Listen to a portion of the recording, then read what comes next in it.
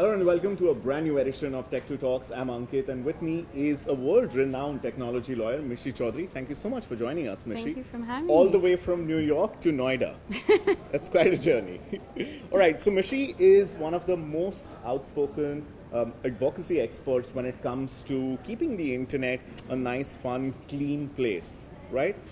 No, I'm not in for clean because clean's definition for different people means different things. Varies a lot. Open and free, and Open do and what free. you want to do, and Absolutely. that's what we are here for. Okay, so let's dive in. Mishi, one of the biggest and most contentious issues when it comes to the sanctity of the internet right now here in India is what is potentially going to be amended, the Section 79 of India's IT Act. And as per Section 79, all technology companies, be it Facebook, Google, WhatsApp, Instagram, YouTube, these intermediaries get a certain amount of immunity where they are not liable for any illegal or contentious content posted on the platform.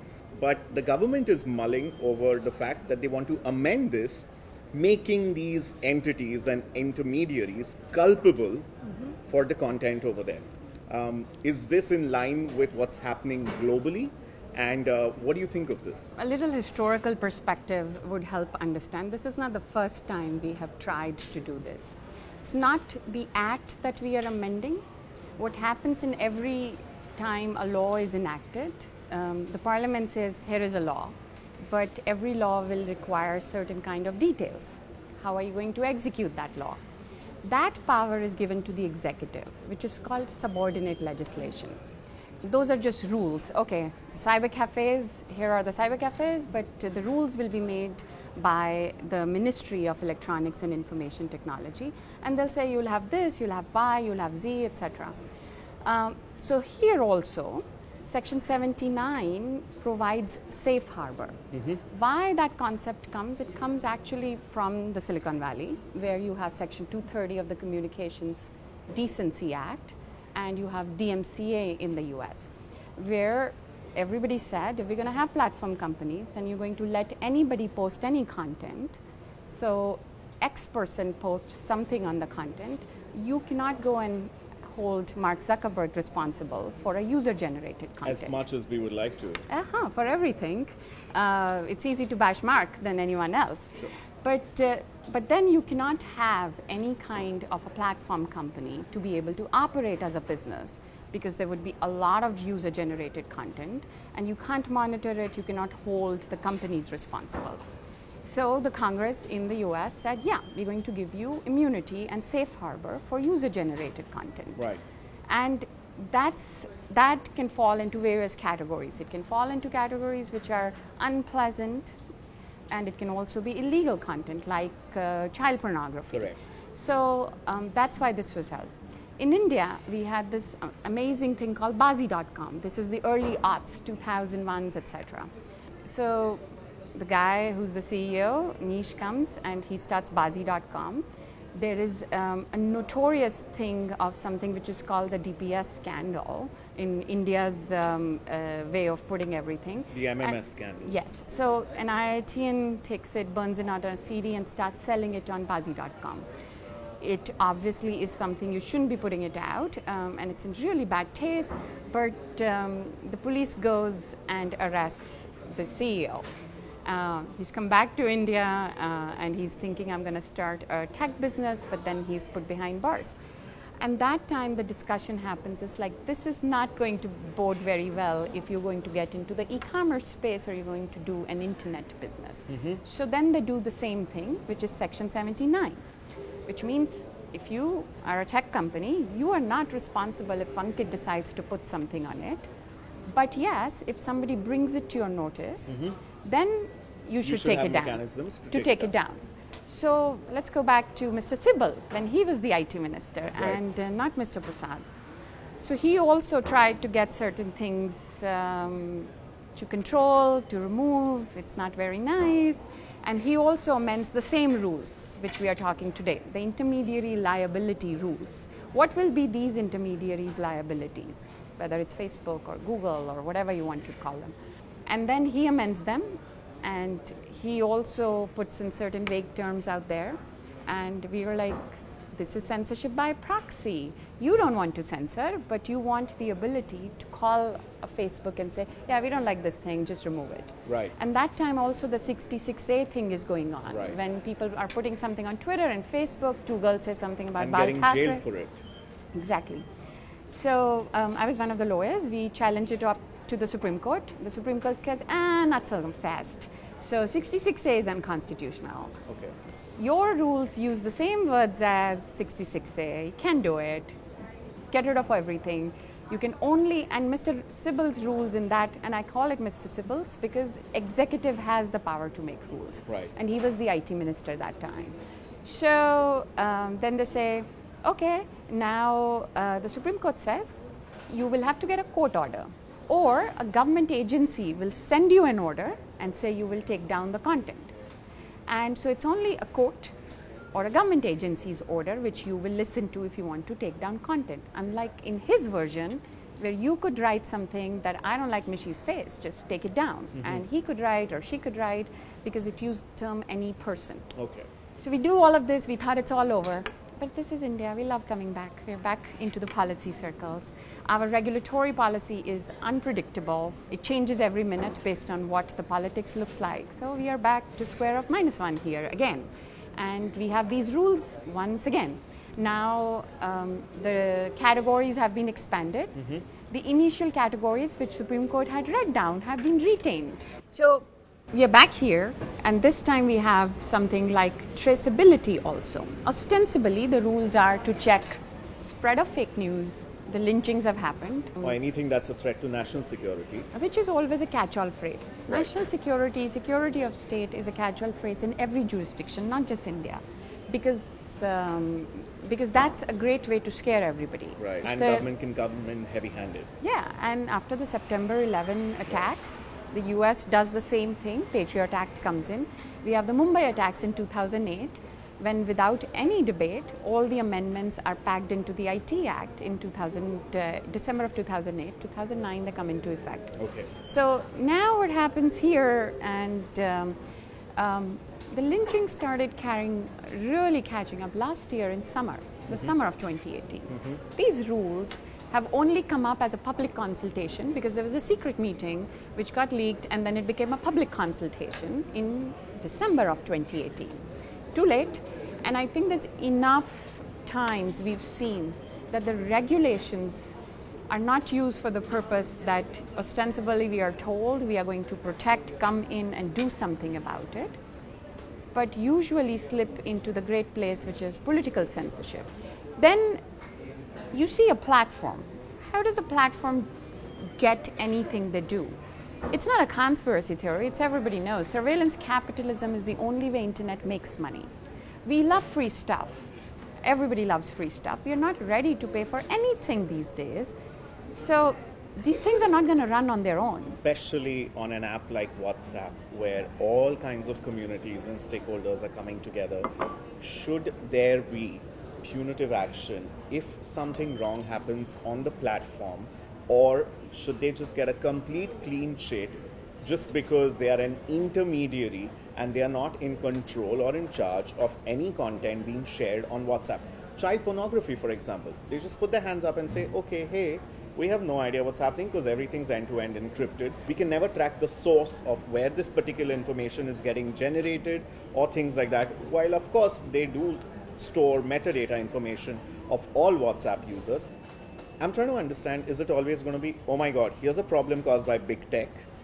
Government wants to weigh in and, bring in some order and obviously pass the buck and push the blame on someone and hold someone accountable except their own self. What's it going to be like? Because users are at a loss. So I would say that's true, but end-to-end encryption this is not the first time the crypto wars are happening. We fought these wars in the US during the Clinton administration, and Philip Zimmermann wanted to come up with this.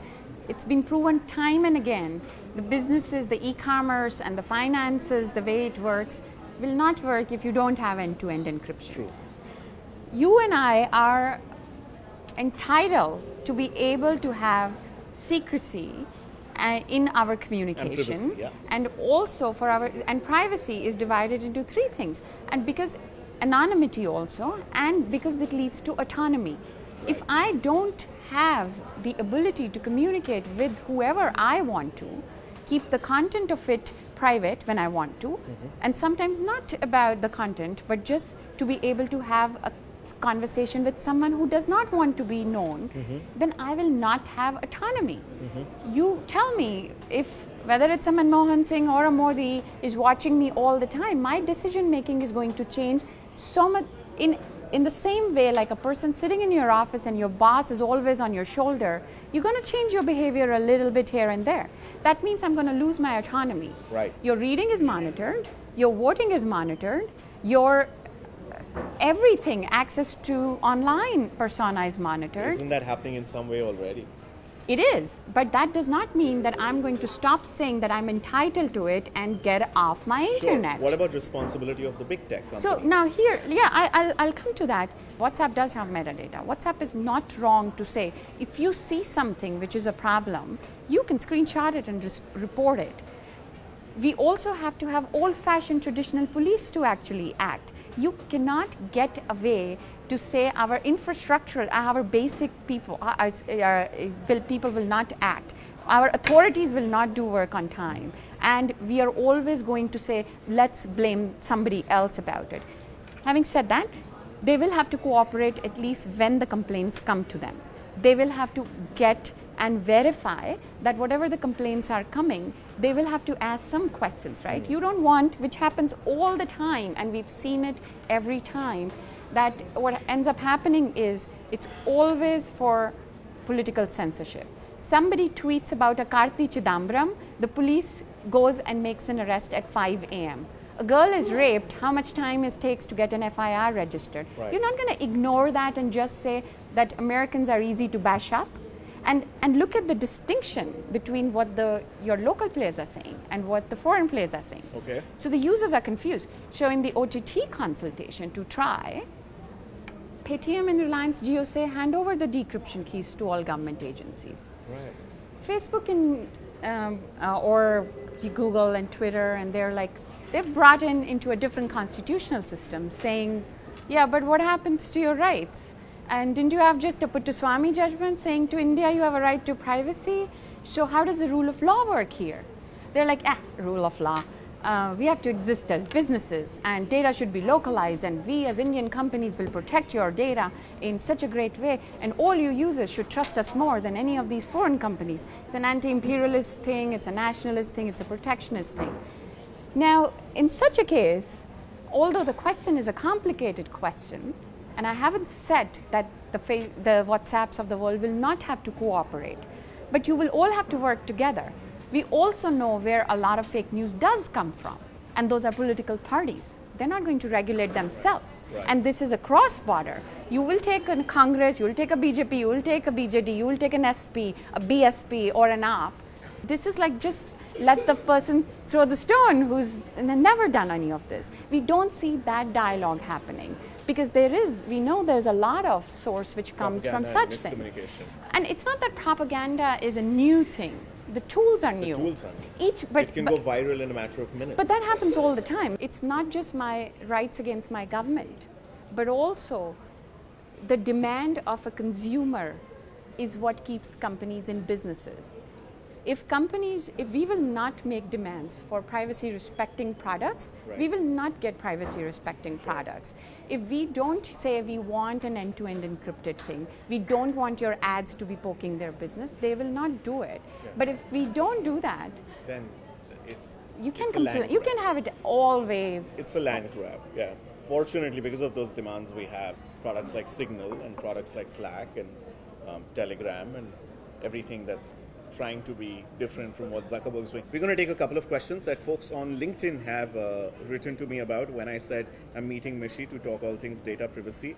Divyansh Naidu writes and says, please raise a question for how to deal with the situation after privacy or data has leaked on an individual basis, and what are these organizations / governments doing when the privacy is breached to stop someone from taking advantage of that data? It's a very specific question. It's a great question. For our own purposes, as an individual, if your data, there are a lot of websites you can look at. Have I been pawned? There's a Mozilla, there's a Firefox plugin, you can look at those. You can find out whether your data is actually available out there. And there are various ways to do it. So you could do that. And unfortunately, I don't have a blanket answer for our Indian users. I have better answers if you were in the United States. Why is that the case? Because there are some protections which the United States citizens do have, which we don't have in India. There's a data protection bill pending. Right. You have a draft of it. But you have some rights, but I have seen that really doesn't work. I have had many people who've told me about my data, whether there's Aadhaar data or Paytm stuff or everything else is here, what do I do? The only thing which I can right now say in terms of legal rights, you have a few under the IT Act, you will have to pursue them. But I don't want to sound like a lawyer, but unfortunately you will have to get a lawyer involved.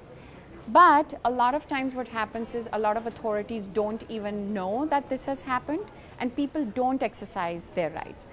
So I will urge people to write just an email citing, I have rights under IT Act, this is what I'm demanding, do this for me. Right. That's the first thing basic stuff you can do. First, find out if your data is leaked. Second, Right. you can write to those people. Second Third, thing, I mean, there's also a lot of proactivity, or at least, a sense of, okay, I'm listening to you from the cybercrime cells in India now.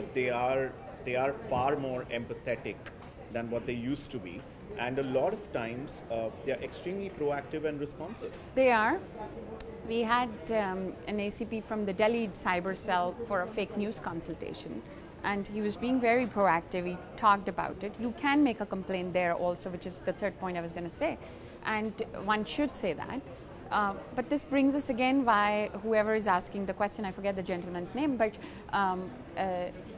why this proactive demand for a regulation which is clear and not cumbersome, which is what you were talking earlier. Lawyers like me do make a lot of money in trying to make it impossible for users to understand what we are writing. Because that time I'm serving a client who says, I'd like to use everything. And considering there's no overarching legislation which prevents me from doing it, a lot of companies in India have scooped everything. And so that means, and it's buried, but that happens everywhere else in the world also, but we're right now just concentrating on India, I hope. So those are buried under a legalese. There's a lot of terms and conditions. That's why the push to say, I don't understand all of this. Can you give me like infographics or a listicle, like a BuzzFeed, 5 things? You think it will happen? It should happen. We should demand. There is a big historical evidence that food labels, nutrition labels, we demanded, we wanted that. Right. I want to know how many calories are there. What crap are you putting in my food, which I'm putting in my body? Right. And now if data is whatever, then if you say oxygen, he says oil, whatever is water, I want to know what are you doing, and make it easy for me. Correct. I can read a food label and understand. Why can't I read this in a simple way? Correct. Why is a lawyer supposed to be actually making it so difficult? That's why GDPR in Europe makes it easy. Correct. And makes it mandatory that you will have to make it simple. Even new draft The data protection bill. goes in our way of Indian drafting, like have a zillion details. So the problem is, what I would say to everybody who's asking this question is make demands about what you want. From tech companies. From everybody. And from the government. Second, I would say is demand protection for people, not for data. Data doesn't need protection. Everybody will protect your data. If I'm a company and my data center gets breached or my company gets breached, You have too much I to lose. will do it. Right. I will. When the Sony hack happens, Yeah. there are CIS, there are CISOs, everybody's working on security. Correct. And because I want to protect it. That's not what we need. We need to people protect the protection. users. Correct. So that's why any bill should have a people protection, which means if I have to protect me, it should be simple for me to complain, to say, dude, I have a problem here. Similarly, like in the US, they did that with credit cards for the longest time. If I make a complaint, and it's not the 24 hours, 72 hours like India does it, it's like whenever I make a complaint, they will register my complaint if that transaction has happened, and they will refund the money immediately. Okay. And I've made the complaint, they'll investigate and send it. That doesn't happen here. Okay. Because that's again protecting the end user. Okay. So if a wallet is doing something with my money, why do I have to run from pillar to post? It should be simple, it should be easy. That's why I need law. I don't need law for government to make grandstanding, we will show something to Mark Zuckerberg. How dare he do something? What has happened since Cambridge Analytica? Nothing. And Mark saying, oh yeah, we're going to have a war room for Indian elections. It's the most important thing for US Congress. What has happened here? I, as a user, have no time for all of this. I have to have a job. I have a family. Correct. I have other things to do. And when I go online, I want to have a good time. And I want to learn. And I want to contribute. And I want to just get rid. I don't want to be harassed. As a woman, I don't want to be told, which I'm told every day, that I don't know tech, I don't know law, and I don't know policy. I should read up a little, which is fine. I love it because I make money by teaching other people, but it doesn't matter to me. But I don't need a rape threat. I don't need any of nonsensical stuff. You can bombard me with whatever propaganda you want. I just don't want a propaganda which leads to anybody getting killed, including somebody who sits in a tiny village and doesn't understand what's going on. I want that police to work. If I have a problem, and if somebody is constantly harassing me, there is a very, very prominent journalist in India who has been added to every possible group in WhatsApp without his permission, and he has not been able to do anything. And so we, as our organization, wrote to WhatsApp to say, I, as a person, whenever I'm asked for anything, you ask for my permission. Correct. Why is it that my extended family, who I don't like because they want to question me about my marriage, my job, and my kids all the time, can make a group and add me to that? Why? They should be able to ask me. My second cousin or my aunt should have to seek permission if I want to be in a family group. What did WhatsApp say to that? By the same logic, we made that, and we said, by the same logic I said, a political group or any group or a health group or a financial group should ask my permission. We have had no response from them, and we were not the only organization. Several individual civil society organizations wrote to them to say, so why have you not done that? There is a business reason behind it, obviously. Because onboarding has to be so easy. Because the businesses will be using it just like a Telegram. Which you can is speak how to they've them. amassed millions and hundreds of millions of users. And they were going to launch it, and there's WhatsApp Pay, and this is there, and that. So I'm not saying that governments are not right in doing what they're doing, but I will say that the chances of it being misused for the wrong political reasons and mileage are far greater. And there is no vision. India does not have a digital vision. We don't have a real CTO's office. We don't want technocrats like Mr. Nilekani who thinks constitution doesn't exist or whatever his interpretation is. We want real people who set up a 10-year vision and say, we don't care. We want artificial intelligence, an ethical one, to be developed in India. So we're going to have actual institutes of excellence for artificial intelligence. We want our 14-year-olds to be learning Python and PHP stack and LAMP stack, and they can do it. So we are going to do that. We are going to have real Wi-Fi, not election promises and then forgetting about it. And then our policies will not be protectionist policies, and my policy is for 10 years. And so you want there is a lynching thing happening. You want to change in intermediary liability rules. You go to the CTO's office. CTO office already has experts, not Indian experts. We are not talking about nationalists. Right. We are talking about real experts. We are not going to do the same thing which we are doing. Oh, Raghuram Rajan stays in America, he must not know anything. No, it doesn't matter who the person is. Just look at the substance. You go to the CTO's office. You say, I want this change. The CTO says, yeah, but that's not how we will achieve that vision. And my studies, my work is already here. Please go away. Go solve it in another way. Tells you how to solve it. But it's not that the ground is constantly moving under me. We look forward to hearing a lot more from you, Mishri Chaudhary. Thank you so much for joining us. Thank you for having me. For taking out time from your very busy schedule and finding parking in Noida. Congratulations. You have to do something about parking. That's a life skill unlock. That's an achievement unlock. Well, I do drive in India myself, so I have to put up with all of this. But somebody should think about parking. Most definitely. Thank you so much for joining us. Thank you. Thank you.